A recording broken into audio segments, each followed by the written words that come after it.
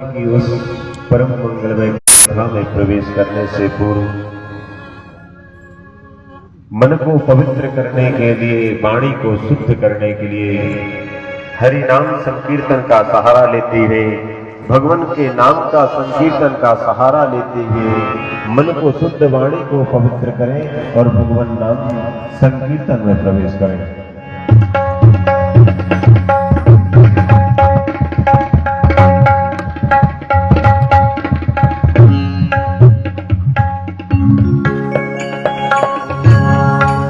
राम जय राम जय जय राम,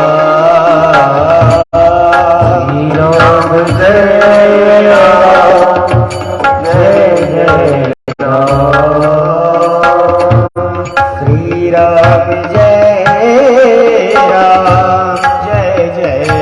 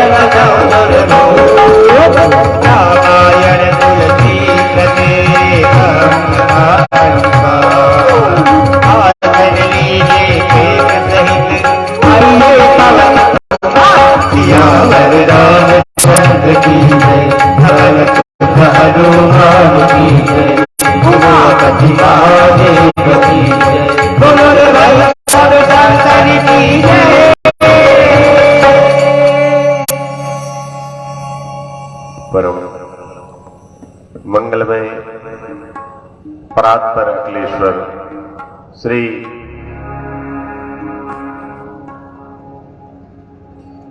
अवध निवासी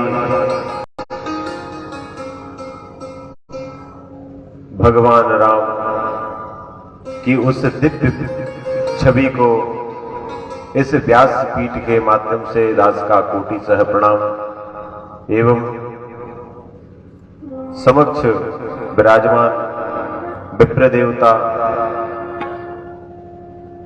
एवं बाएं भाग में विराजमान संगीत मंडली, संगीत मंडली में रात्रि में जिन संगीत वालों से परिचय करवाया था वह संगीत वाले बताया था आपको कि 9 दिवस तक कथा में तो नहीं रहेंगे, लेकिन अब जो संगीत वाले हैं आज से आपकी रामनवमी की कथा के विश्राम तक के रहेंगे। इसमें से जो आपको आर्गन पर सुमधुर भजनों को सुनवाएंगे, ऐसे आर्गन का वादन करने वाले हमारे परम सखा श्री चरण भैया एवं उन्हीं के बाजू में विराजमान है जो आपको नृत्य करवाएंगे पैड के माध्यम से, सुमित जी एवं इस दूरभाष यंत्र के द्वारा जो आप भजनों को श्रवण करेंगे,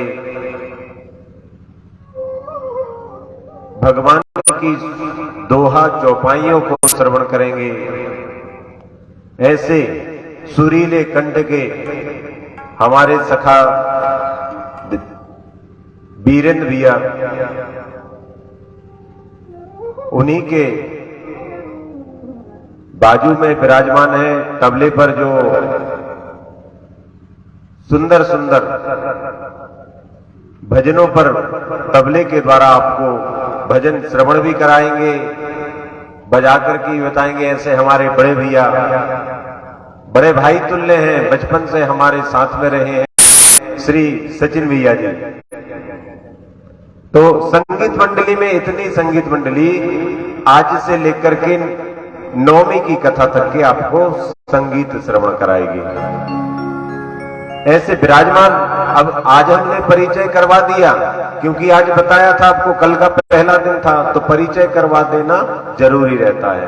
आज परिचय हो गया, अब केवल संक्षिप्त में कह देंगे कल से कि केवल संगीत मंडली। साउंड का संचालन करने वाले संचालकगण, प्रमुख श्रोता के रूप में विराजमान हमारे पिंटू भैया, सपत्नी, समस्त समिति के सदस्यगण, पदाधिकारीगण, मातृशक्ति, पितृशक्ति, वृद्धगण, बालकगण एवं इस दूरभाष यंत्र के द्वारा जिस स्थान तक के मेरी आवाज जा रही होगी वहां के समस्त श्रोता बंधुओं के हृदय में विराजमान उन भगवान की दिव्य छवि को इस व्यासपीठ के माध्यम से दास का कोटि सह प्रणाम स्वीकार हो।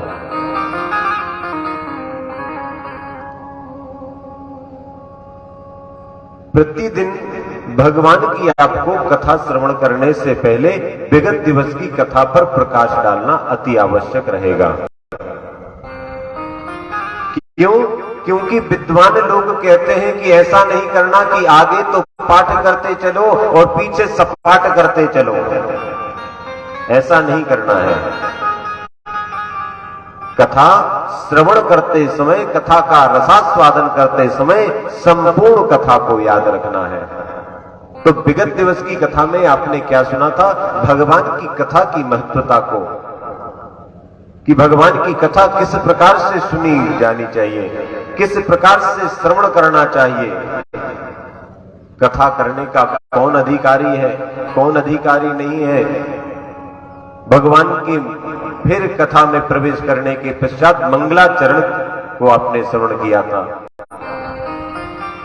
मंगलाचरण में भी हमने केवल एक मंगलाचरण का ही आपको अर्थ बताया था और एक मंगलाचरण का अर्थ बताने के पश्चात कल की कथा को हमने वहां पर विराम कर दिया था। आइए भगवान की इस दिव्य कथा में पुनः प्रवेश करते हैं।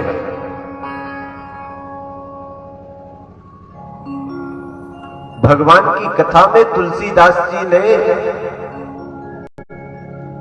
वंदना करते करते संपूर्ण प्रकृति में जितनी भी वस्तुएं हैं सबकी वंदना कर डाली, समस्त देवताओं की वंदना कर डाली, पशु की वंदना कर डाली, पक्षियों की वंदना कर डाली, जो दिखाई दिया उनकी वंदना कर डाली गोस्वामी तुलसीदास जी ने। भगवान की वंदना के क्रम में श्री तुलसीदास जी ने एक चौपाई के माध्यम से लिखा कि यह रामचरितमानस का जन्म कब हुआ, यह रामचरितमानस इस धराधाम पर कब आया, किस प्रकार से आया और कहां कहां पर इस कथा को किया गया, कहां कहां पर इस कथा को बतलाया गया, वह श्री तुलसीदास जी कहते हैं कि नौमी भौम वारे मधुमासा अवधपुरी यह चरित प्रकाशा। नौमी वार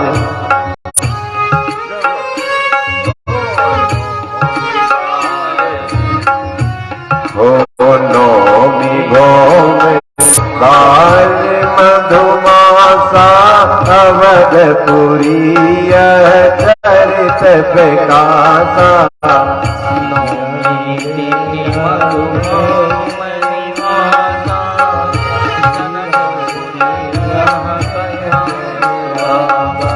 जय दिन राम जन्म श्रुति गावई तीरथ सकल कहाँ चली आवई।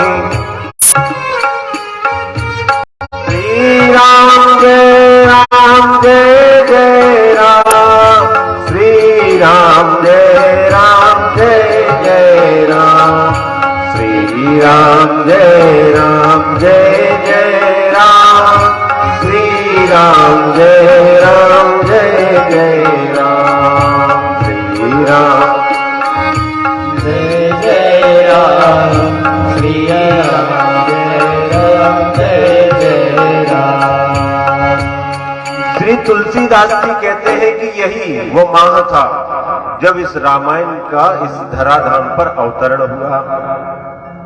तो कौन सा महीना था? चैत्र का महीना था। दिन कौन सा था? मंगलवार का दिन था। इसलिए हनुमान जी को देखिए, हनुमान जी को सबसे प्रिय दिन कौन सा है? हनुमान जी का सबसे अधिक प्रेम वाला दिन कौन सा है? हनुमान जी का सबसे अधिक पूज्य दिन कौन सा है? हनुमान जी का दिन है मंगलवार का, क्योंकि हनुमान जी के जन्म भी जो हुआ था वह भी मंगलवार के दिन हुआ था। हनुमान जी को जो भी भक्त सिंदूर चढ़ाता है, चूल्हा चढ़ाता है, पूजन करता है, उपवास करता है, हनुमान जी का अनुष्ठान करता है, वह भी मंगल के दिन ही करता है। इसी प्रकार रामायण का जो जन्म हुआ है यही शुक्ल पक्ष चल रहा था और तिथि कौन सी थी? नौवीं तिथि थी। नौवीं तिथि जिस दिन भगवान रामचंद्र भगवान का जन्म हुआ था, उसी दिन से भगवान राम जी की राम कथा लिखना, राम कथा का प्रादुर्भाव हुआ था। राम कथा के 4 घाट बनाए गए। राम कथा के जो हैं वह 1 नहीं 2 नहीं 4 घाट हैं। 4 घाटों में केवल गंगा एक ही बह रही है।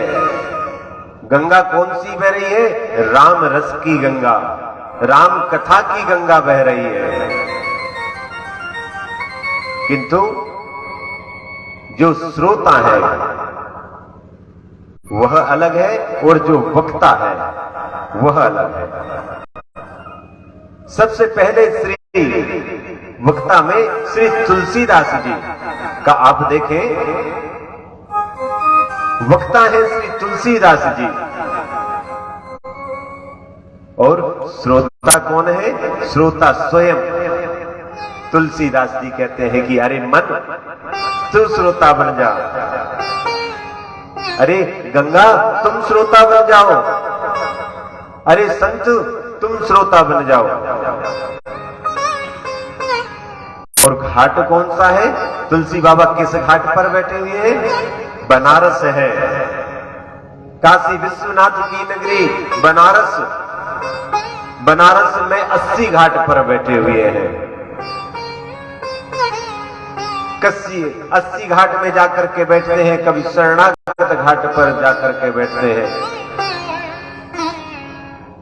इस प्रकार से गोस्वामी तुलसीदास जी कथा को कह रहे हैं। और उसके पश्चात में श्रोता कौन है यहां पर? अर्थात कथा कहने वाले याज्ञवल्क जी हैं। याज्ञवल्क जी कथा को सुना रहे हैं श्रोता के रूप में। और घाट कौन सा है? जो ब्राह्मण देवता कर्मकांड करते हैं वह कर्मकांड ही उनका वह घाट है। और वक्ता के रूप में कौन है? श्री भरद्वाज मुनि जी वक्ता के रूप में विराजमान है। और श्रोता कौन है? देवादिदेव महादेव श्रोता है। भगवान भोलेनाथ श्रोता बने हुए हैं। जब भगवान भोलेनाथ श्रोता बने हैं तो घाट कौन सा है? किस जगह पर बैठ करके कथा कह रहे हैं? वह कैलाश मानसरोवर है। अच्छा, श्रोता कौन है? तो श्रोता जगजननी गौरा मैया है। जगत का पारण करने वाली मां पार्वती मैया है। कथा इस प्रकार से आती है भगवान भोलेनाथ की कि भगवान भोलेनाथ से माता पार्वती जी ने कथा श्रवण की कैसे? भगवान भोलेनाथ से माता पार्वती जी को कथा सुनने की प्रेरणा जागी कहां से? तो एक बार की बात है, देवताओं के मुनि देव मुनि के नाम से जाने जाते हैं। सभी लोग पहचानते हैं उनको, देव मुनि को। मालूम है आपको देव मुनि कौन है? नहीं, देवताओं के देव मुनि है नारद जी। नारद जी 14 लोकों में, देखिए बहुत से लोग विचार करते हैं महाराज जी 14 लोग बताते हैं। आखिर ये 14 लोग मालूम नहीं महाराज जी बताते, लेकिन ये 14 लोग तो हमने कभी सुने नहीं। अरे भगवान के 14 लोकों में सबसे जिस मुख्य लोक में रहते हैं आप और हम, वह है भूरलोक, अर्थात पृथ्वी लोक, अर्थात मृत्यु लोक। यही वह लोक है जिसमें इंसान क्या करता है? पुनरपि जननम पुनरपि मरणम और पुनरपि जननी जठरे शयनम। इंसान क्या होता है? बार बार जन्म लेता है, बार बार मृत्यु को प्राप्त होता है। कहां? ये इसी मृत्यु लोक में। अरे किसी इंसान को कहते हैं कि भैया पाप मत करना, यदि पाप करोगे तो यम के जो दूत है ना, काले काले विकराल जो दूत रहते हैं, वो बड़ी यातना देंगे तुम्हें। कैसी यातना देंगे जानते हो? एक बड़ा सा कढ़ावा रहेगा, उस कढ़ावे में तुम्हें तलेंगे। अब कल्पना करो, आप नरक की वर्णन चल रहा है तो यदि मृत्यु लोक में यदि किसी इंसान को यदि कढ़ावे में छोड़ दिया जाए गर्मा गर्म, अरे कढ़ावे में तो छोड़ दो, उसके हाथ को यदि कढ़ावे में डुबा दिया जाए तो क्या होगा? उसका हाथ जल जाएगा। तो वह देह जो है उस लोक में मरता नहीं है, यातना भोगते रहता है, लेकिन मृत्यु नहीं मिलती, केवल पीड़ा होती है। जिस प्रकार से इंसान स्वप्न देखता है ना, प्रत्येक इंसान स्वप्न देखता है। देखते हैं आप लोग भी स्वप्न के नहीं? हम थोड़ी बहुत देहाती भाषा में बात करें तब समझ में आएगा। अब जो बताओ, तुम्हारे सपना देखा तो कि नहीं देखो? देखा तो ना भैया, सपना समझे नहीं। तो सपना देखने के बाद एक बात बताओ, सपना देखा तो नींद में सपना में कोई एकदम से कोई गाड़ी सामने आ गई है, नींद में सोच सोच पंखा टपक पड़ो तुम्हारे मूड पे, तो मूड पे पंखा टपक दो सपने में, तो क्या सही में तुम्हारी खपड़िया फट गई? नहीं फटी ना। तो ये स्वप्न लोक है तुम्हारा, अर्थात तुम स्वप्न में थे, यथार्थ की जिंदगी में नहीं थे। ये प्रकार से तुम बस स्वप्न में नहीं मरो, वही प्रकार से अन्य लोग जो है ना 14 लोग, उनमें भी तुम्हें जब मृत्यु प्राप्त नहीं हो गए। तो नहजे के लोग हैं अतल वितल सुतल तलातल महातल रसातल पाताल। जा प्रकार से नहजे के 7 लोग हैं और ऊपर के 6 लोग हैं पृथ्वी के पश्चात, भू भुवर स्व मह जन तप सत्य लोक। ये प्रकार से ऊपर के 6 लोग और ऐसे पूरे लोगों है मिला के पूरे लोग हैं 14 लोग। एक गणेश जी की आरती करत हुआ आप हो रहे, जे मैं कहता हूं अरे 14 लोक में फिर गणपति जी और 3 भुवन में राज करे। गाते हैं क्या? ऐसी है ना आरती, आप लोगों को ज्यादा मालूम होगी संगीत वालों को। गणपति की सेवा मंगल मेवा, सेवा से सब विघ्न टरे। उसी आरती में आता है अरे 14 लोक में फिर गणपति जी और 3 भुवन में राज्य करें। ऐसे ही है। तो 14 लोक में वर्णन आता है। लोग बोलते महाराज 14 लोग तो सुनेंगे। अरे भैया खूब गणेश जी की आरती करते हो तब तो बोलते हो 14 लोक में फिर गणपति जी। तो अर्थात यह 14 लोकों में नारद जी नहीं, किसी के भी बिना रोक टोक के घूम सकते हैं।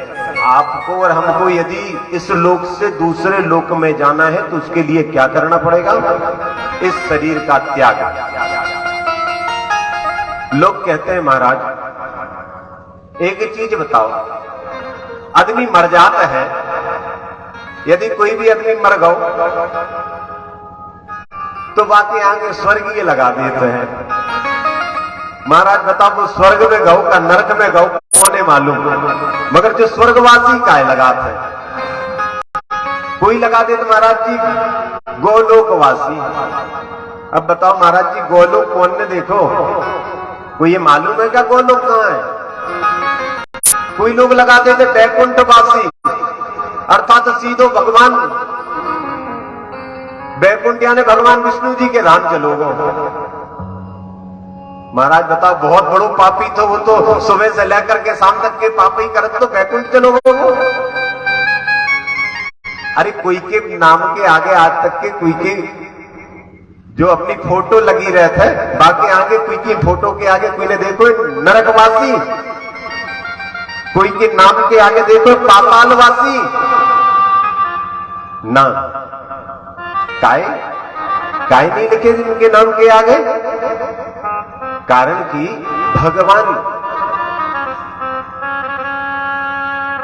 कि यदि धाम को यदि देखने हैं, भगवान के लोकन की यदि यात्रा करने हैं, तो बाकी नाम के आगे बहुत भलाई कैसो भी रहे, मगर बाकी नाम के आगे आपको लिखने पड़ेगा कि स्वर्गवासी। हो सकते हैं, कहते हैं कि 24 घंटा में एक सत्य मनुष्य के इंसान के मुख से निकलता है। और तभी आप कहो कि भैया हमारे दादा तो स्वर्ग में गए, हमारी दादी जो थी वे तो स्वर्ग में गई।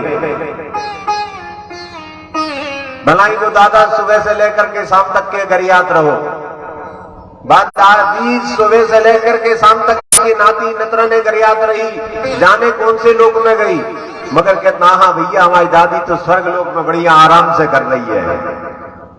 तो आप और हमें भी जो देह त्यागने के पश्चात यदि अन्य लोक में जाने हैं तो जा देह त्यागने पड़ है, बतावे को तात्पर्य।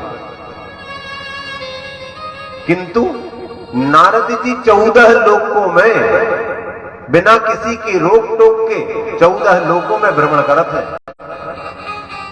14 लोकों में बिना रोक टोक के नारद जी पहुंच गए भगवान भोलेनाथ जी के द्वार।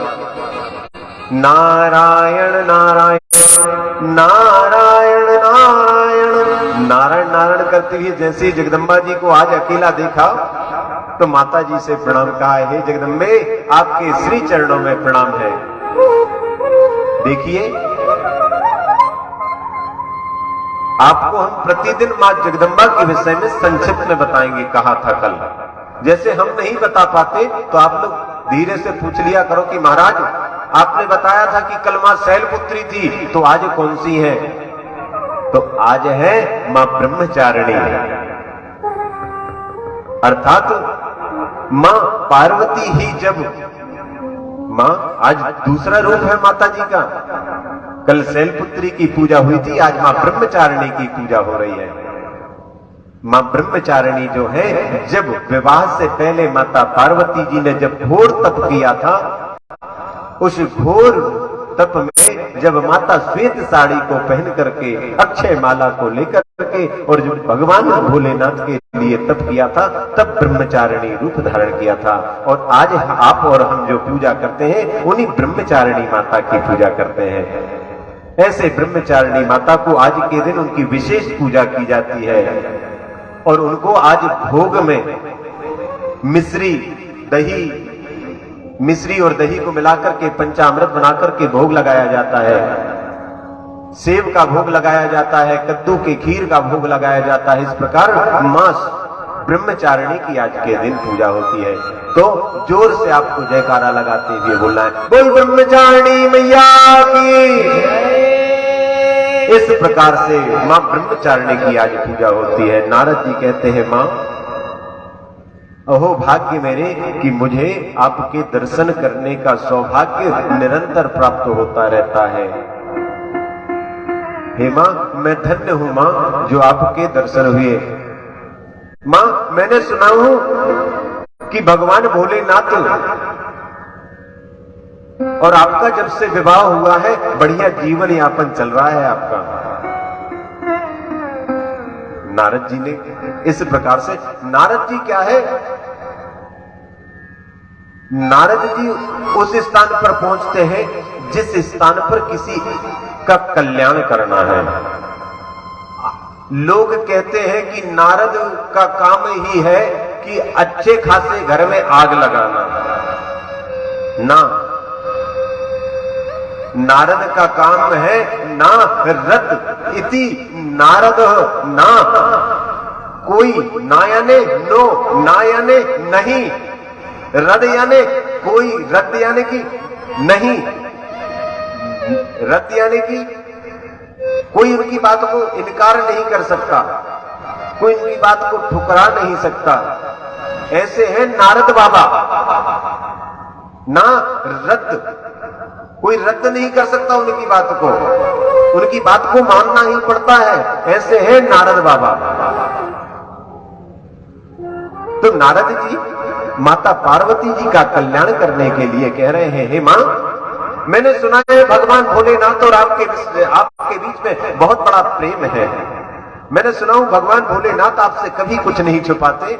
हाँ नारद जी आपने सत्य सुना है, भगवान भोलेनाथ मुझसे इतना प्रेम करते हैं कि भगवान भोलेनाथ जो घोर तपस्या में लीन रहते वह भी बता देते कि आज मैंने भगवान राम की दिव्य झांकी का दर्शन किया, आज मैंने अपने कृष्ण जी की झांकी का दर्शन किया।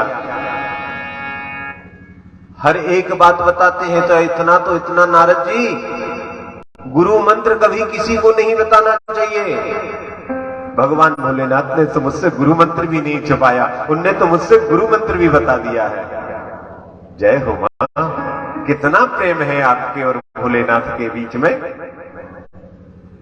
नारद जी ने कहा ठीक है, अब समय आ गया है माता जी से बोलने का।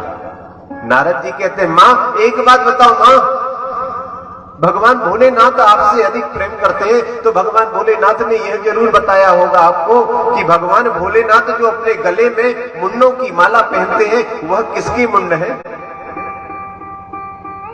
माता पार्वती जी सोच में पड़ गई, विचार करने लगी, राम राम राम, नारद तुमने तो आज बहुत बड़ी बात पूछ ली,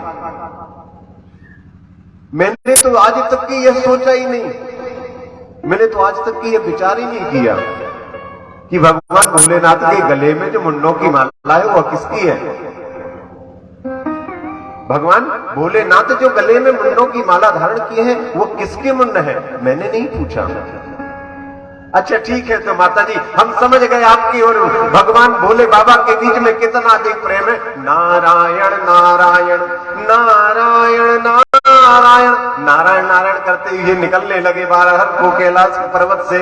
उतने में देखा कि सामने से भगवान भोलेनाथ आ रहे हैं। भगवान भोलेनाथ ने नारद जी को देखा तो विचार किया जरूर आज घर पर कुछ खटपट होने वाली है।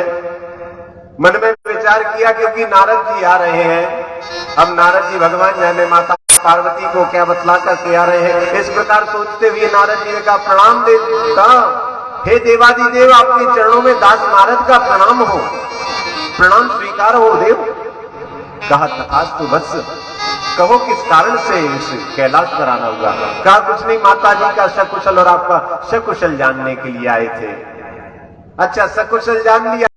हाँ भगवान जान लिया और देख भी लिया और बता भी दिया और अब हम जा रहे हैं। इधर नारद जी गए, भगवान भोलेनाथ जैसे ही माता गौरा जी के पास में गए तो माता जी इधर मुख करके बैठ गई। भगवान भोलेनाथ समझ गए कि नारद जरूर कुछ ना कुछ करके गया है, जरूर कुछ ना कुछ बोल के गया है। करे अरे गौरा क्यों रेसानी हो, अरे आज तो हमने ना तुमसे भंगिया घोटवे की कही, नहीं तो तुम तो बस अपने भंगिया जब हम तुमसे घोटवे की कहे हैं और तुम बस भंगिया के गोला के बहाने रिसाए जाए करो, मगर हमने तो तुमसे भंगिया घोटवे की कही नहीं। फिर क्यों रिसानी हो, फिर क्यों नाराज हो? आप बात मत करिए, आप कहते थे मुझसे बहुत प्रेम करते आज तक कि कोई अपनी मन की बात दिल की बात नहीं छुपाई। जानती हूं मैं तुम कितना प्रेम करते हो, जानती भगवान भोलेनाथ आप मुझसे कितना प्रेम करते हैं। रहने दीजिए, आपका प्रेम आपके पास ही रखा। भगवान भोलेनाथ ने कहा देवी बताओ तो, जब तक कि आप कुछ कारण नहीं बताएंगी तब तक कि मैं कैसे समझ पाऊंगा कि आपकी गुस्सा का कारण क्या है। अच्छा सही सही बताइए, यदि आप मुझसे प्रेम करते हैं तो मैं जो पूछूंगी उसका सही उत्तर देंगे। कहा हाँ देवी, जो आप पूछोगी आपका उसका उत्तर हम बिल्कुल आपको सत्य सत्य देंगे। भगवान भोलेनाथ से माता पार्वती पूछती है अच्छा तो आप यह बताइए जो आपके गले में यह जो मुंडों की माला है वह किसकी है। आप जो गले में यह जो नरमुंडों की माला धारण किए हुए हैं यह किसकी है।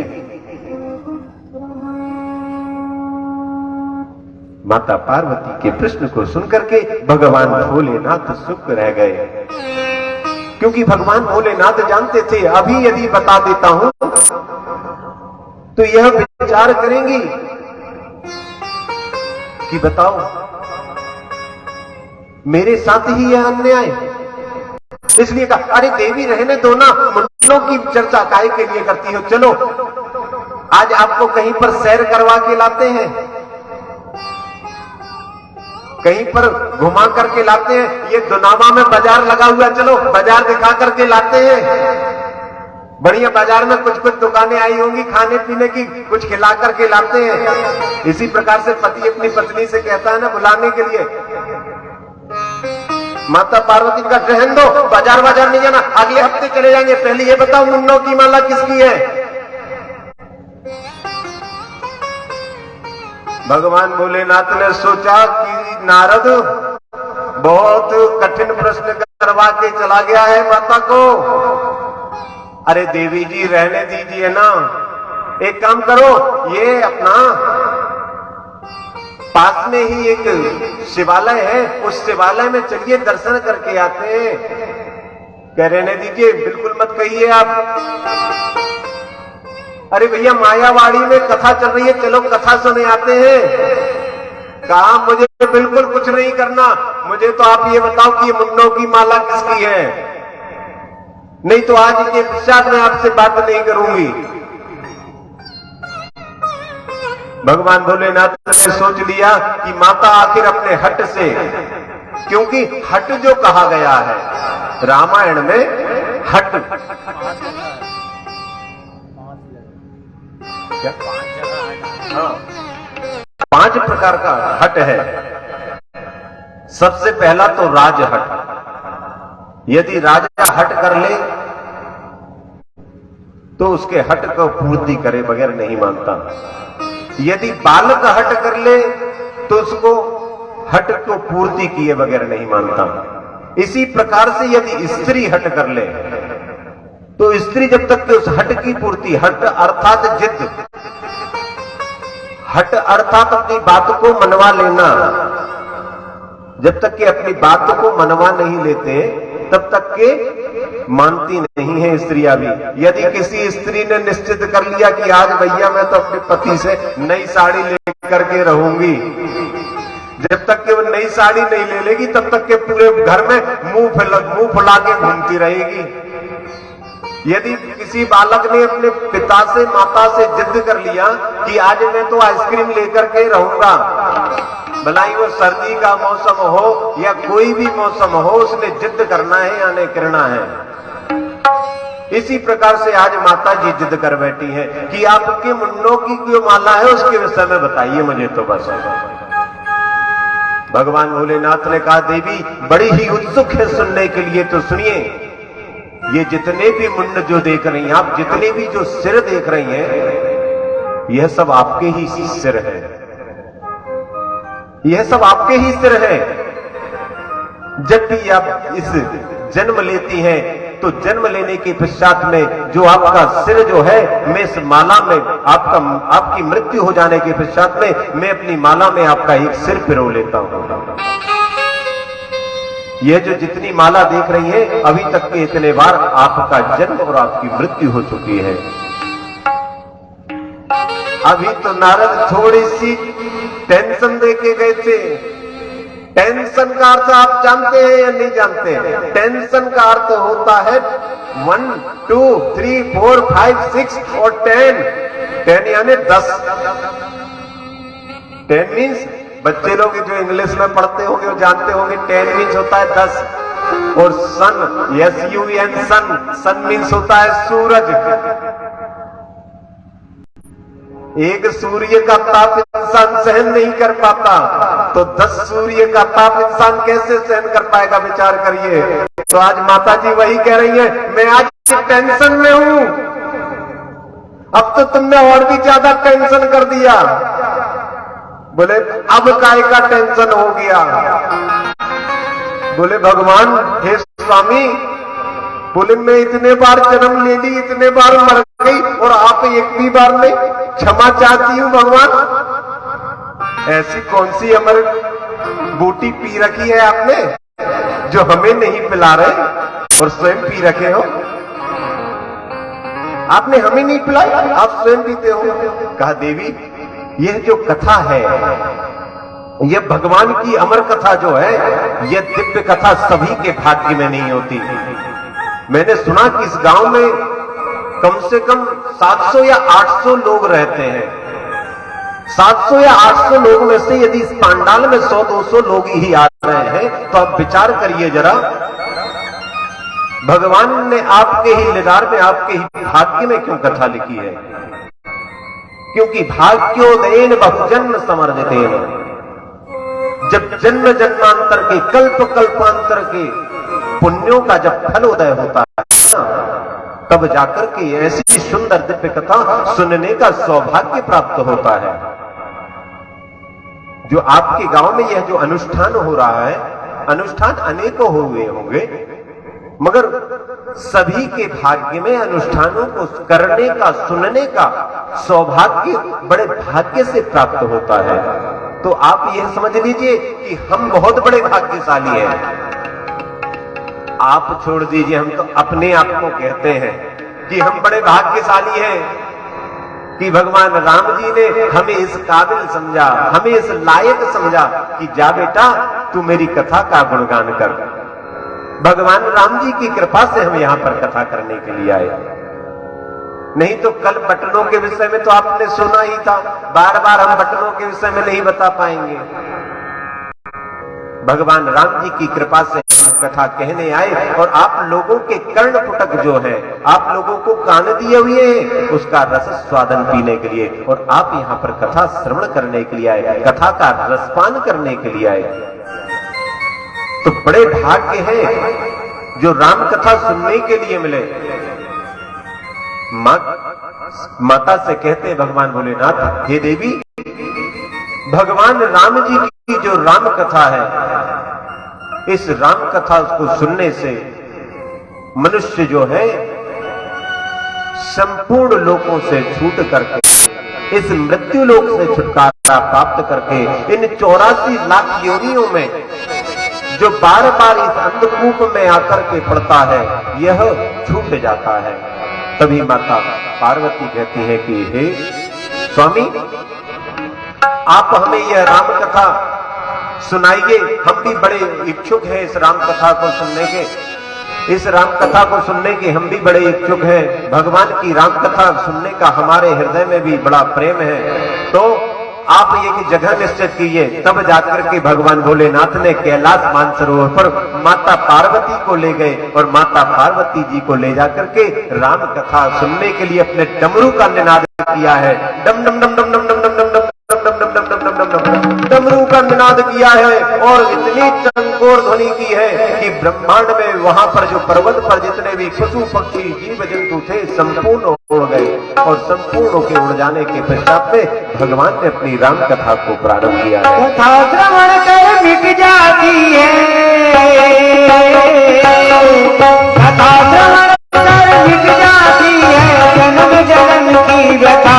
जय जय राम कथा, जय जय राम कथा, जय जय राम कथा, जय जय राम कथा।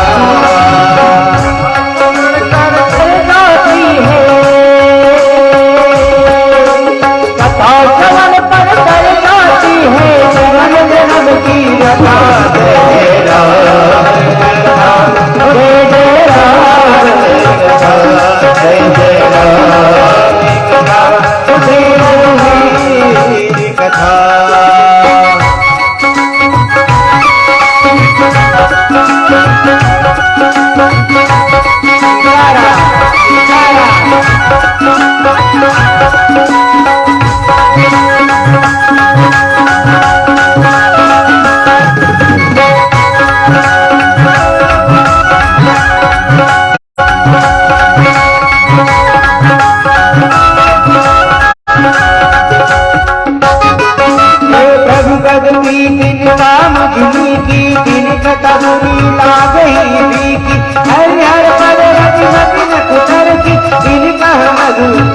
रघुवर की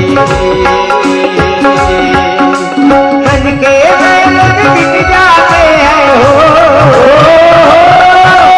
मन के मैल मिट जाते हैं जिसने सुनी ये कथा। जय जय राम कथा, जय जय राम कथा, जय जय राम कथा, जय जय राम कथा।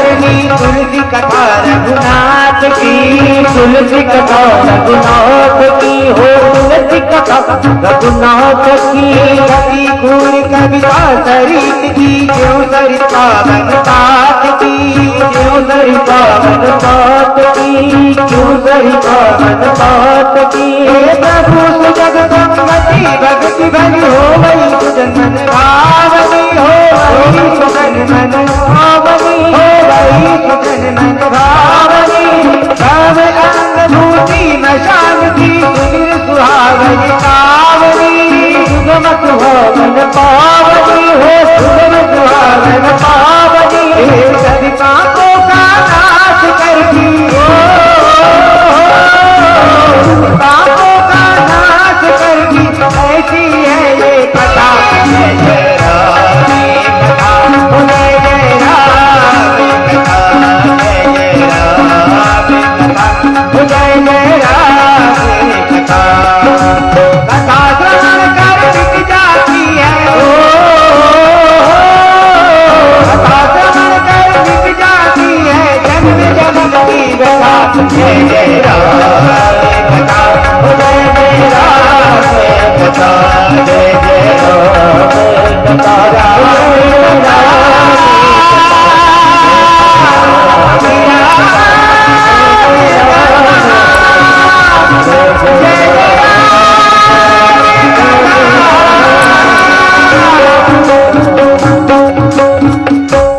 बोलिए राजा रामचंद्र भगवान की जय, शंकर भगवान की जय, गौरी मैया की जय।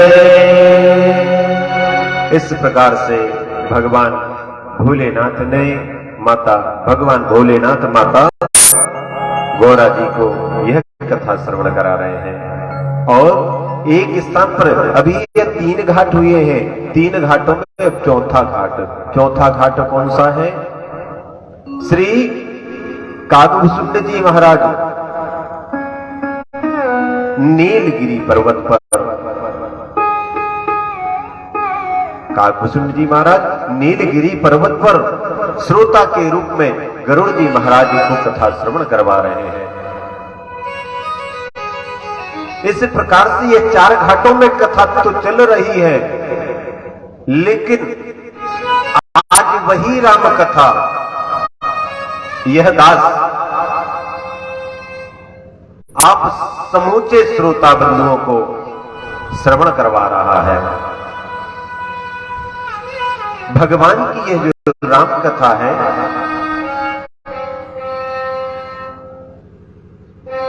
समस्त फलों को प्रदान करने वाली है, समस्त तापों का नाश करने वाली है। इंसान में कौन से ताप होते हैं? दैहिक, दैविक, भौतिक, 3 प्रकार के ताप कहे गए हैं। एक तो जो देह में ताप होते हैं, अर्थात परेशानियां इस संसार में देह में नाना प्रकार की लगी हुई है। पता चला कथा सुनने के लिए आए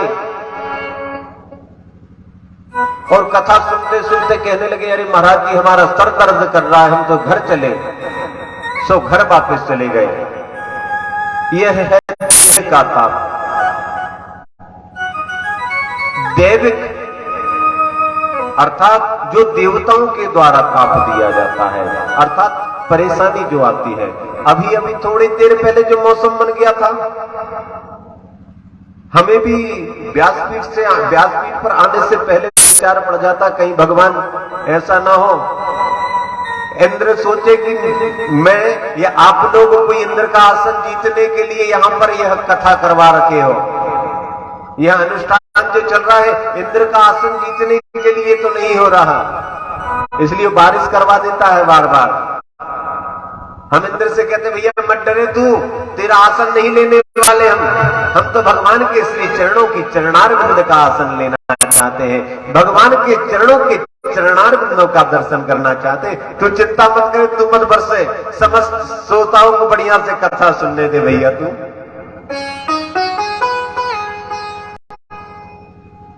दैहिक, दैविक, भौतिक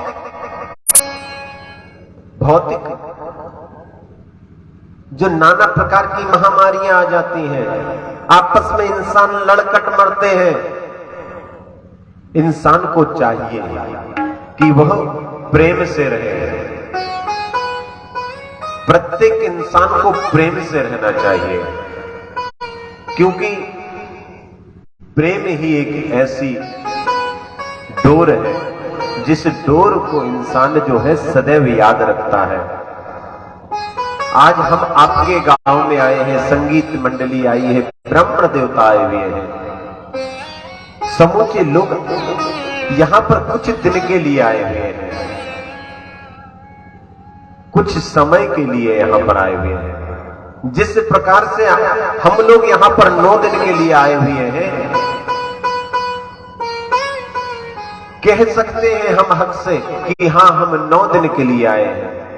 भलाई उस ईश्वर को यदि 9 दिन से पहले उठाना है तो उठा ले, मगर अभी तो कह सकते हैं कि 9 दिन तक के हम यह मायावाड़ी में रहेंगे। फिर क्यों द्वेष? मालूम है कि 4 दिन की जिंदगी है, फिर इस शरीर को त्याग देना है। कोरोना महामारी आई, शहर तो शहर थे, गांव में भी लोगों ने इतना भय बना लिया कि एक पड़ोसी बाजू वाले पड़ोसी से पूछने से डरता। जो पड़ोसी कभी अपने पड़ोसी को छींकते हुए, खांसते हुए यदि सुन लेता था तो पूछता था कि क्यों भैया, स्वास्थ्य ठीक नहीं है, बताओ क्या परेशानी है। यदि स्वास्थ्य में अंतर होगा तो बताओ, मैं अभी जाकर के वैद्य जी को बुला लाऊं, डॉक्टर को बुला लाऊं कि आपकी कुछ मदद करवाऊं, बोलो। ऐसे पूछते थे पड़ोसी से, पूछते थे सभी लोग क्या नहीं, या आ जाए अपनी फिर से देहाती भाषा का। अरे पूछते सब जने का नहीं पूछते पहले कि काय भैया कुछ परेशानी तो नहीं है ते, पूछते ना सब जने। और अब तो यदि छींक या खांसी की आवाज सुन रही, घर वाली से कहे दरवाजा लगा, खिड़की लगा, सुनना ही नहीं, वो छींक रहा है बगल वालों, हो सकत कोरोना ने आ जाएगा खिड़की से, बंद करवा खिड़की, ला सैनिटाइजर, होते पे सैनिटाइजर का जहां वाले छींको है खिड़की के पास। पूछवे की तो बात दूर, महाराज मर गए लोग। हमने ऐसे ऐसे लोगों को देखा मरते हुए। हमने क्या, आप लोगों ने भी देखा होगा, आप लोगों ने भी सुना होगा, ऐसे ऐसे लोग मर गए जो नहीं मरना थे कभी, वह भी लोग मर गए। क्यों? भय के कारण। अरे हमने तो एक ऐसा इंसान देखा, एक ऐसी माता देखी, इंसान, वह केवल पति और पत्नी थे। यह जीवन कथा क्या है? जीवन की जिंदगी ही कथा है। यह भगवान की जो रामायण की राम कथा है, यह भगवान की जीवनी ही यह कथा है। भगवान की भागवत जी क्या है? भगवान की जीवन की जो जन्म से लेकर के, जन्म से पहले से लेकर के भगवान के गोलोक धाम गमन तक की संपूर्ण उनकी जीवन में जो जीवनी हुई है, वही यह कथा है।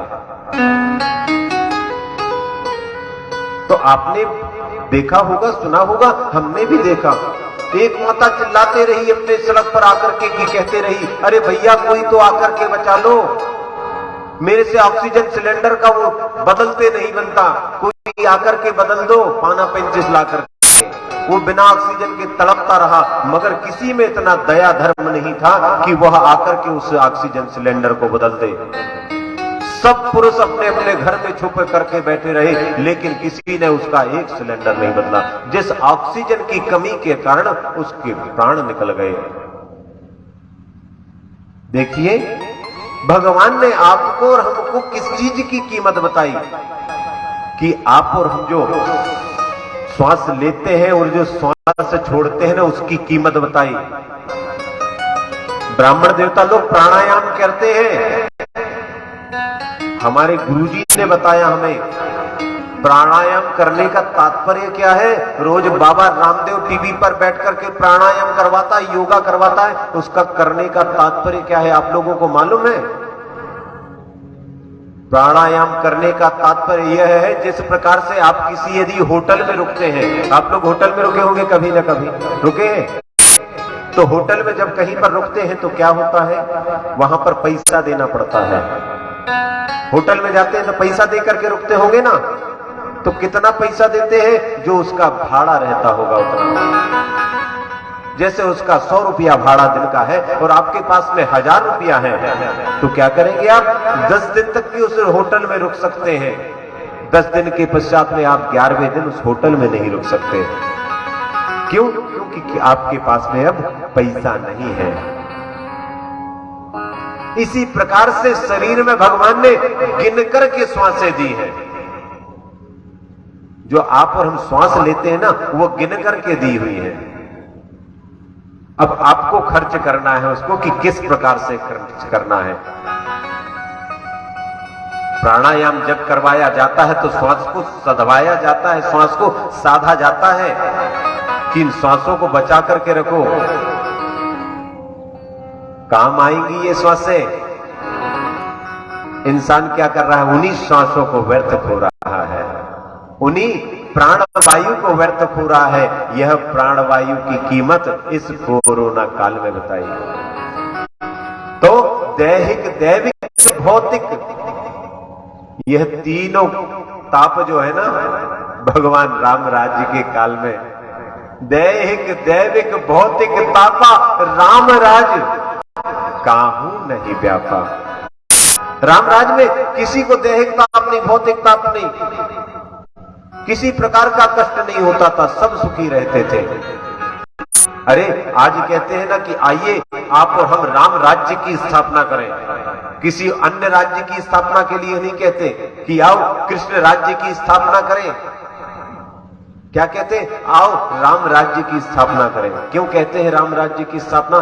क्योंकि राम राज्य में ही ऐसा था, जो राम राज्य में प्रत्येक व्यक्ति, प्रत्येक इंसान सबको समदर्शी भाव से देखता था। जिस प्रकार से राम जी के नेत्रों से दर्शन होते थे कि यह माता तुल्य है, यह पिता तुल्य है, यह भ्राता तुल्य है, यह मित्र सखा तुल्य है, इसी प्रकार से सभी लोगों की सोच बन गई थी। ना किसी से बैर भाव होता था, ना कभी युद्ध होता था। इस प्रकार से भगवान राम के राज्य में सभी लोग रहा करते थे। तो आज यह राम कथा जो है आप और हम यहां पर श्रवण कर रहे हैं। भरद्वाज मुनि प्रयागराज के तट पर विराजमान है और प्रयागराज के तट पर भगवान श्री राम जी के चरणारविंदों का दर्शन कर रहे हैं और चरणारविंदों में अनुराग अत्यंत प्रेम करते हुए उनको तापस वेश में देखते हैं, अर्थात तपस्वी के वेश में देखते हैं और उनके चरणारविंदों में निरंतर प्रार्थना करते रहते हैं। तीर्थराज प्रयाग जो है, तीर्थराज प्रयाग, तीर्थों का राजा कहा जाता है प्रयाग को। तीर्थों का राजा जो कहा गया है वह प्रयागराज कहा गया है। जिस प्रयागराज में गंगा, यमुना और तथा सरस्वती, यह त्रिवेणी संगम के तट है और भरद्वाज मुनि उसी त्रिवेणी संगम पर एक दिव्य अक्षय वट है, जो मां गंगा के इस त्रिवेणी संगम पर गया होगा, प्रयागराज में गया होगा। यह प्रयागराज में आज भी दर्शन करते होंगे आप लोग अक्षय वट के। यह वही अक्षय वट है जो भरद्वाज मुनि जिस अक्षय वट के नीचे बैठा करते थे। आज भी अक्षय वट के नीचे जाकर के संत महात्मा, मुनि, तपस्वी, मनस्वी, मनुष्य अर्थात आप और हम जाकर के वहां पर प्रार्थना करते हैं। अक्षय वट आज भी है। अब अक्षय अर्थात जो कभी न क्षय होने वाला वह है अक्षय। अक्षत जो भगवान पर चढ़ाते हैं ना, अक्षत। पंडित जी मंत्र पढ़वाते होंगे जजमान जी आपसे और कहते होंगे कि अक्षत चढ़वा दीजिए।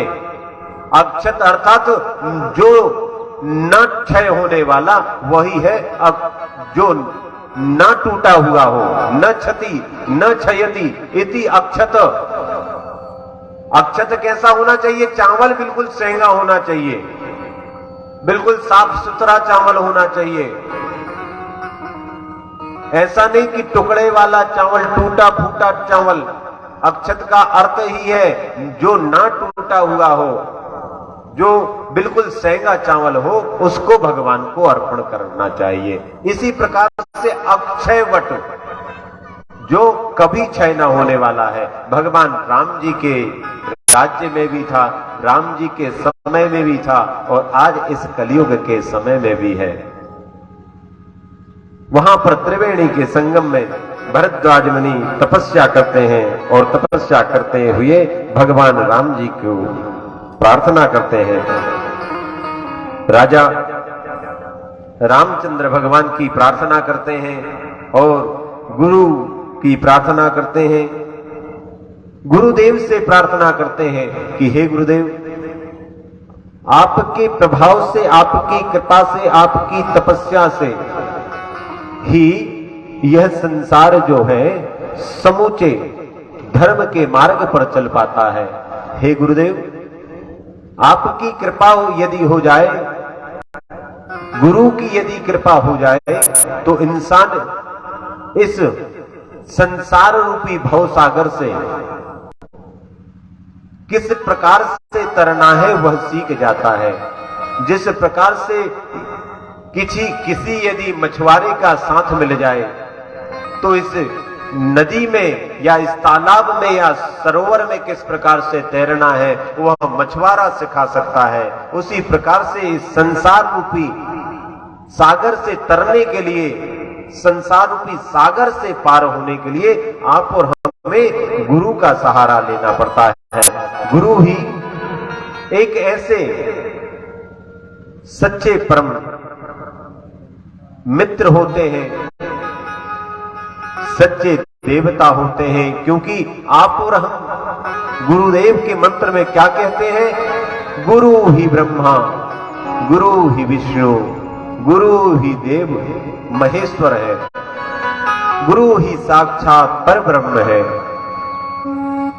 और गुरु में ही संपूर्ण संसार समाया हुआ है। और ऐसे गुरुदेव के श्री चरणारविंद में आपका और हमारा, अपने अपने गुरुदेव भगवान के, यह नहीं कहता कि मेरे गुरुदेव को प्रणाम करो, मैं तो यह कहता हूं ऐसे ऐसे समय अपने अपने गुरुदेव के श्री चरणारविंद में जिस स्थान पर बैठे हुए उसी स्थान से उन गुरुदेव भगवान के श्री चरणों में प्रणाम करें। बोल गुरुदेव भगवान की।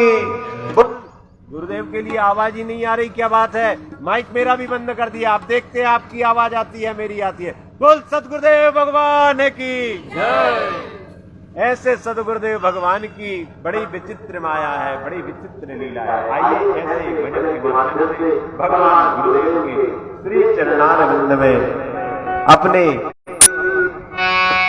मन के पुष्पों के द्वारा उनके चरणों में पुष्पांजलि अर्पण करें। कौन बतावे बात गुरु बिन, कौन बतावे बात गुरु बिन, कौन बतावे बात गुरु बिन, कौन बतावे बात। ओ बड़ा विकट हो, बड़ा विकट, बड़ा विकट यन कौन बतावे बात गुरु बिन, कौन बतावे बात गुरु बिन, कौन बतावेगा गुरु बिना कौन बतावेगा।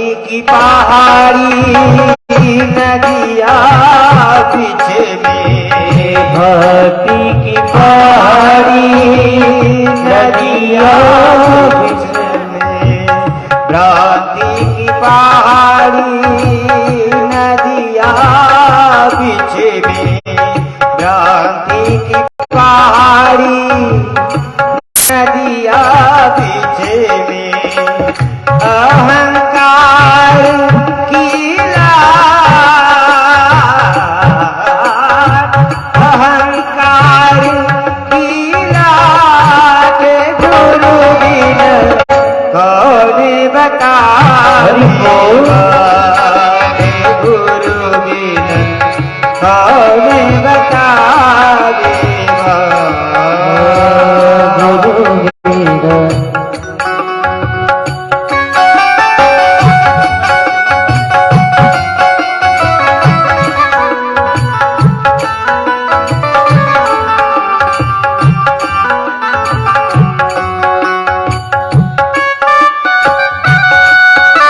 दोनों हाथों से ताली बजाते हुए जय जय श्री राम।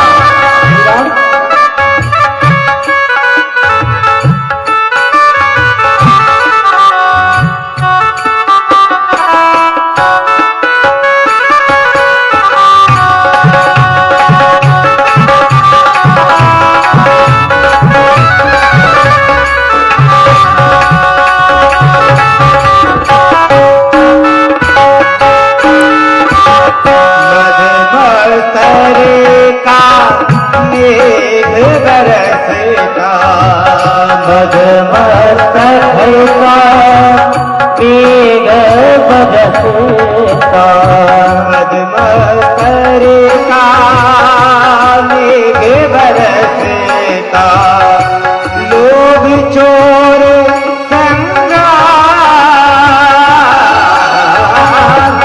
लोभ चोर संगार, गुरु बिन कौन बतावेगा,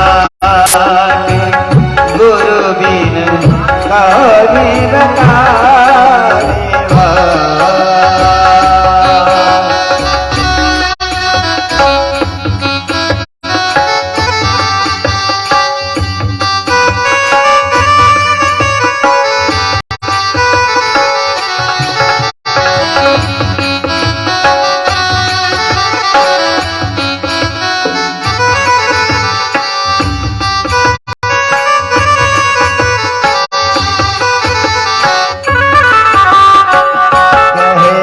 कबीरा सुन भाई साधो, कहत कबीरा सुन भाई साधो, कबीरा जब हम परावे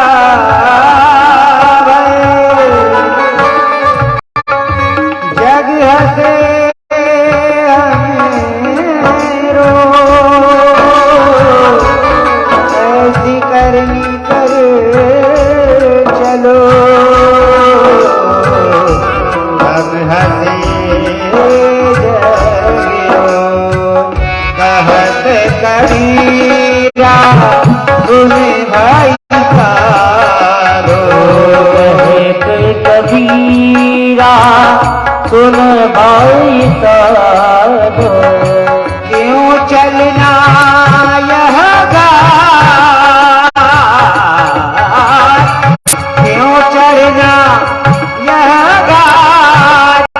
गुरु बिन कौन बतावेगा,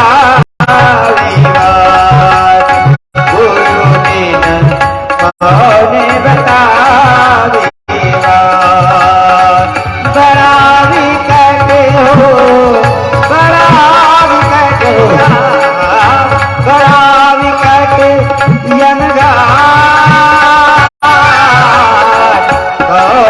बतावे गुरु बिन कौन बतावे बात गुरु बिन कौन बतावे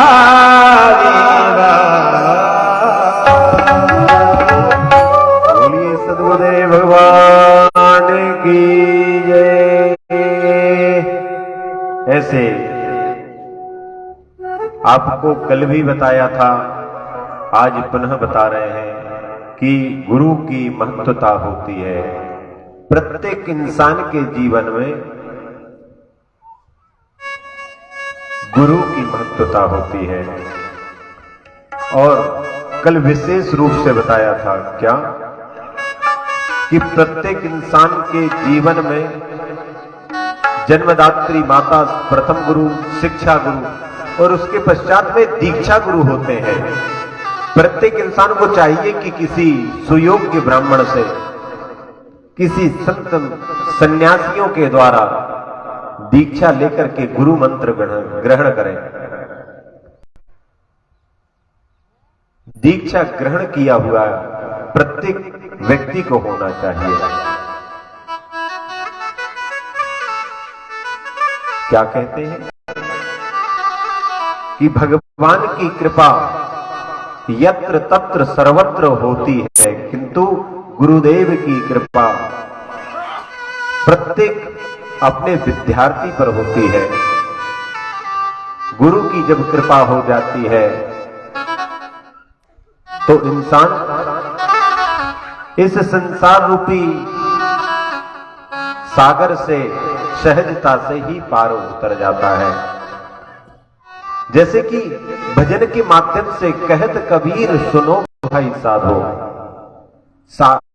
कबीर जी कहते हैं साधु का अर्थ अर्थात संपूर्ण इंसान से। क्या कहते हैं कबीर जी? ऐसी करनी कर चलो।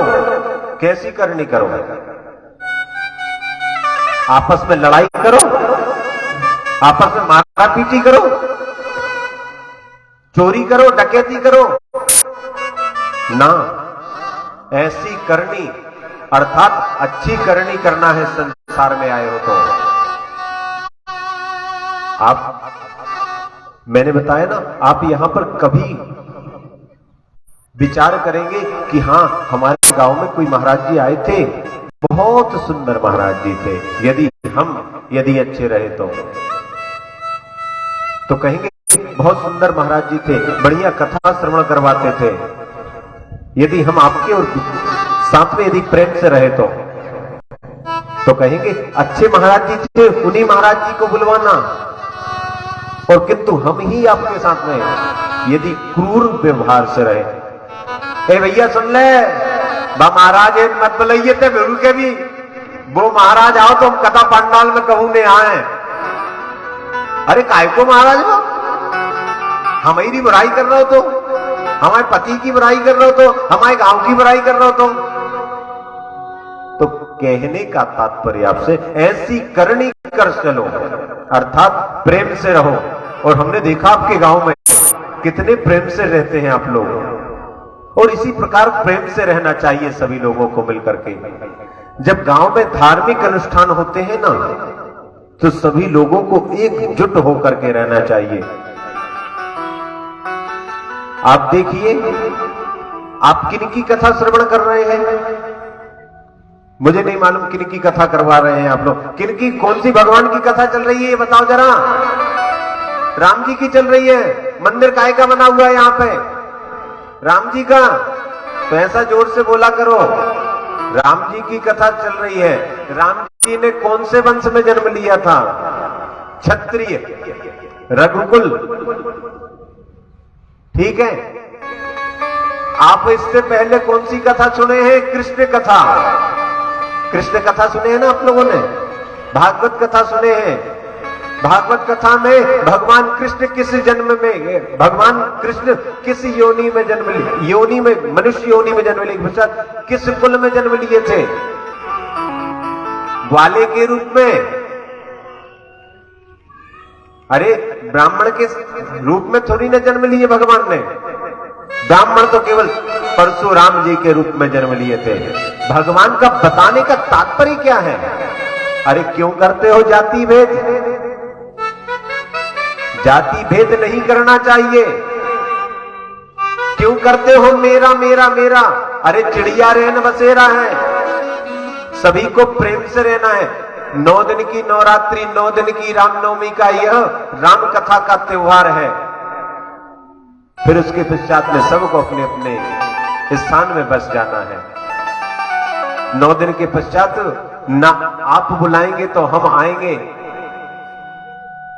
और ना यहां कथा पांडाल में और भी कोई होगा। लेकिन प्रेम प्रेम गली अति सांकरी, प्रेम गली बड़ी छोटी सी है, इसमें 2 लोग नहीं समाते। 2 लोग कौन? एक तो क्रोध करने वाला, क्रोध नहीं समाता इसमें, केवल मोह समाता है। प्रेम समाता है प्रेम गली में, इसमें अन्य कोई नहीं समाता। तो आप लोग भी गांव की इस यंत्र के द्वारा जहां तक आवाज जा रही हो, प्रेम से रह लो, प्रेम से कथा सुन लो। नहीं तो रोज टीवी देख रहे हो, कल नेपाल में भूकंप आ गया, चाइना में भूकंप आ गया। अरे ये देखो, आप भी और हम भी रह रहे हैं इसी धरा पे। अपने मायावाड़ी में भूकंप आ गया तो कहां रहेंगे अपन? इस धराधाम में समा जाएंगे। फिर करते रहना खटपट खटपट, कोई खटपट नहीं। भगवान के द्वारे में एक ही, मेरे मालिक की किताब में सब लोगों का खाता, उसके किताब में सबका खाता है। उदाहरण के लिए एक और उदाहरण देता हूं। आपने यहां पर ये सीसीटीवी कैमरे लगा रखे हैं। कोई यदि सोचे कि मुझे यहां पर कोई नहीं देख रहा, तो क्या वो सीसीटीवी कैमरा नहीं देख रहा है आपको? यह जो कैमरा लगा हुआ है, क्या यह मुझे नहीं देख रहा है? देख रहा है। इसी प्रकार से भगवान की सुषुप्तियां जो है, हवा, भूमि, जल, आकाश, यह संपूर्ण सुषुप्तियां हैं। कोई कहे कि महाराज हमें तो आज नवरात्रि का व्रत चल रहा है, हम व्रत रहते हैं, लेकिन हम तो रजाई ओढ़ लेते हैं और रजाई ओढ़ करके चुपचाप से घी पी लेते हैं और लोगों को बताते हैं महाराज हम तो निराहार व्रत रह रहे हैं। अरे भले मानुस, तो लोगों की नजर में भलाई, लोगों की नजर में भलाई धूल झोंक सकता है, लेकिन इसके नजर में धूल कभी नहीं झोंक सकता। इसी प्रकार क्या तेरी उस रजाई के अंदर में हवा नहीं है? क्या उस जिस भूमि पर तो निवास करे हुए है, क्या वह भूमि वहां पर नहीं है? क्या जिस छत्र के नीचे रह रहा है तू वह आकाश नहीं है? यह भगवान के सीसीटीवी कैमरे हैं, यह कभी बंद नहीं होते। जब चित्रगुप्त को कहा जाता है निकाल इसकी रिकॉर्डिंग, जरा चेक कर इसकी रिकॉर्डिंग में इसने क्या क्या किया है, तब दिखेगा तू चुपचाप कंबल ओढ़ करके घी पीते हुए, तो कहेगा अच्छा लोगों को बड़ा बताता था कि हम तो निराहार व्रत रहते हैं, और तू कंबल ओढ़ करके घी पीता था। अरे दुष्ट, यम अपने दूतों को आज्ञा देंगे जाओ इसकी कर्म के अनुसार इसे सजा दो। तो कहने का तात्पर्य आप सभी लोगों से प्रेम से रहो, किसी भगवान के प्रति द्वेष मत करो, किसी समाज के प्रति द्वेष मत करो, किसी इंसान के प्रति द्वेष मत करो। आपको हमने प्रथम दिन से ही बताए रहे हैं कि हमें निज धर्म पर चलना सिखाती रोज रामायण। भगवान की रामायण जो है हमें सतमार्ग पर चलना सिखाती है कि भाई भाई का प्रेम किस प्रकार से होना चाहिए, माता का पुत्र के प्रति प्रेम कैसा होना चाहिए, मित्र का मित्र के प्रति प्रेम कैसा होना चाहिए, एक राजा का संपूर्ण अपनी प्रजा के प्रति प्रेम कैसा होना चाहिए।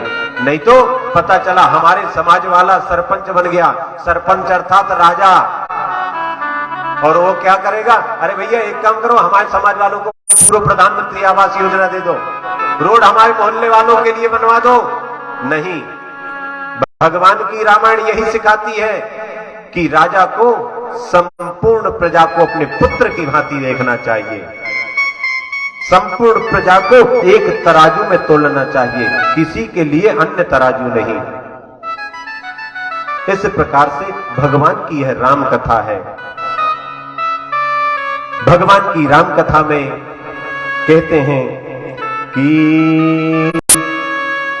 एक ही के पार त्रेता जुग माही शंभु गए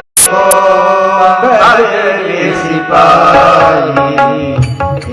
के पार त्रेता युग माही शंभु गए को भजन सिपाही।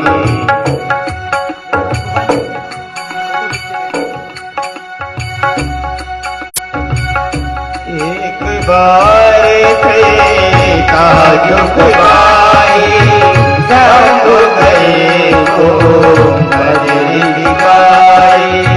संग सभी जग जननी भवानी पूजे ऋषि अखिलेश्वर जानी। संग सभी जग जननी भवानी पूजे ऋषि अखिलेश्वर जानी। राम कथा बोली बरन बखारी सुन महेश सुख सुनानी।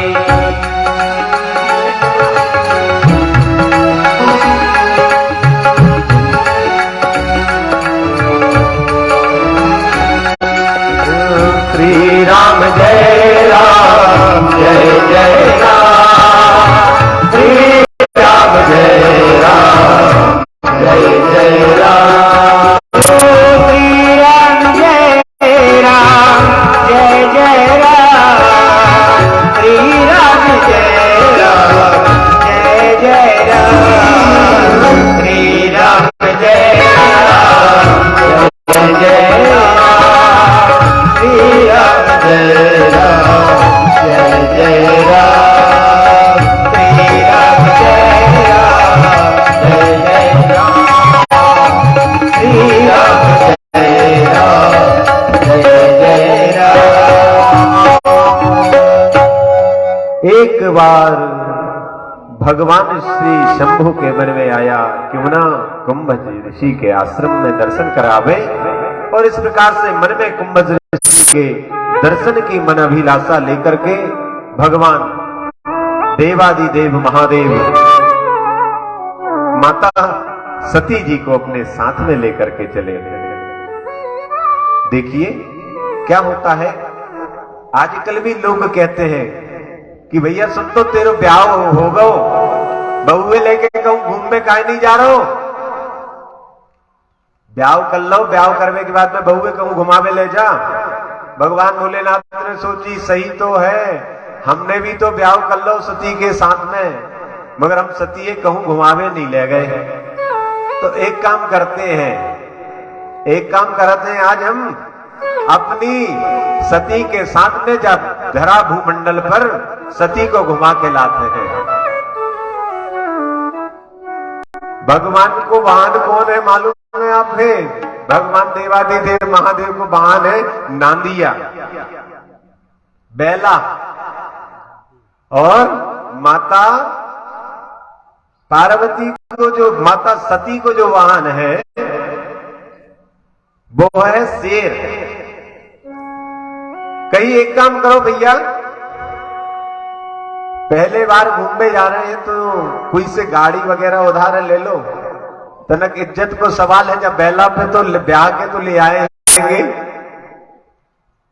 मगर कोई अच्छे से वीआईपी वाहन, जैसे आजकल लोग कहते हैं भैया हमारे पास में कमांडर है, कमांडर में इज्जत नहीं हो, तनक बोलेरो ले चलो। जिनके पास में बोलेरो है वो कहते भैया नहीं स्कॉर्पियो ले चलो। भगवान भोलेनाथ ने कही हाँ एक काम करो, जाए भगवान विष्णु जी से पुष्पक विमान मांग लो, जाए कुछ देर के लाने पुष्पक विमान मंगवाओ। माता सती को बिठाल करके और पृथ्वी पर भ्रमण करवावे चले हैं। दिखा रहे हैं देखो जे बैतूल जिला है बैतूल जिला में जो रुक्मिणी बालाजी को मंदिर है, चाहे 5 धाम हो गए हैं। और जब बैतूल से निकले तो कहा कि जे देखो, कहा है जे ताप्ती मैया है, सूर्य की पुत्री मां ताप्ती जहां से निकली है, माता पार्वती जी को, माता सती जी को दिखाते हुए जा रहे हैं, दर्शन कराते हुए। देखो देखो देखो, ऊपर से विमान से निकल रहे। जो मायावाड़ी गांव है जहां पे हम आओ, एक भक्त जो है कथा कह रहा है और समूचे श्रोता लोग कथा सुन रहे हैं। इस प्रकार से भगवान भोलेनाथ माता सती जी को साथ में लेकर के भ्रमण करवाने के लिए निकले हैं। माता सती जी को और भगवान भोलेनाथ को भ्रमण करने दीजिए। कब तक के? सायंकाल तक के। और सायंकाल तक के भ्रमण के पश्चात सायंकाल भ्रमण की यात्रा को आप और हम आगे बढ़ाएंगे। तब तक के लिए आज का समय करता है इनकार, वक्त को करो नमस्कार, भव से बेड़ा होगा पार। बोल सियावर रामचंद्र की, पवन सुत हनुमान की। राम जय राम, जय जय राम सिया राम, जय जय सिया राम। राम जय राम, जय जय राम सिया राम, जय जय सिया राम। श्री राम जय राम, जय जय राम सिया राम, जय जय सिया राम। श्री राम जय राम, जय सिया राम। श्री राम जय राम, जय जय राम। सिया राम जय राम, जय जय राम। सिया राम जय राम, जय जय राम। सिया राम जय राम, जय सिया राम। सिया राम जय राम, जय सिया राम। सिया राम जय राम, जय जय राम। सिया राम जय जय सिया राम। राम जय राम, सभी लोग बोलिए। सिया राम जय जय सिया।